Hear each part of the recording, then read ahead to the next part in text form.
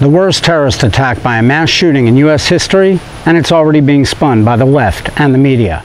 Welcome, fellow infidels. I'm Gadi Adelman from America Akbar Radio. Last night, the United States suffered the worst terrorist attack by gun in its history. Omar Mir Sadiq Mateen, in an act of Islamic terrorism, in the name of Allah, opened fire inside the Pulse nightclub in Orlando, Florida, killing 50 and wounding over 50 more. Even before the bodies of the victims had been removed from the nightclub in Orlando, the media is already spinning this as a gun issue and a possible hate crime. Let's start with the facts. Fact: the terrorist was a Muslim. Fact: the terrorist was a registered Democrat. Fact: the terrorist was targeting gays. To quote my friend and colleague Dr. Walid Ferez, it's not a matter of weapons, but a matter of jihadi killing of gays and lesbians, of Americans at large, of a war against the American people. Watching the press conference with the FBI, law enforcement, and the mayor of Orlando, they had senior Imam Muhammad Musri from the Islamic Society of Central Florida speak.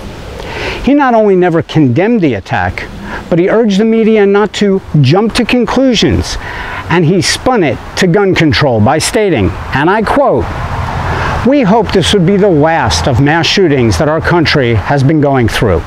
I think as a nation, we need to look at the issue of mass shootings because we just had one too many today, and I think we should be doing something about it to stop the mass shootings that are happening all the time."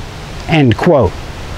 Mir Sadiq, the terrorist's father, insisted to NBC News that the slaughter at the Pulse nightclub has nothing to do with religion, but also stated that his son became enraged recently when he saw two men kissing.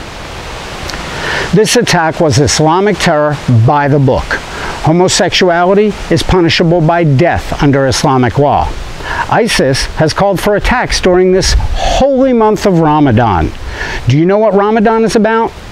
Ramadan is observed by Muslims worldwide as a month of fasting to commemorate the first revelation of the Quran, their scripture, to Muhammad.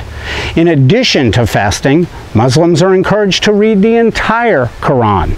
Yes, read the entire Quran, their book of scripture. And what do we get in return? Terrorism and mass killings in the name of Allah. People in the U.S. and the rest of the non-Muslim world had better wake up to the truth about Islam. This isn't a gun issue. This isn't a hate crime. This is an ideology. This is Islamic terrorism, period.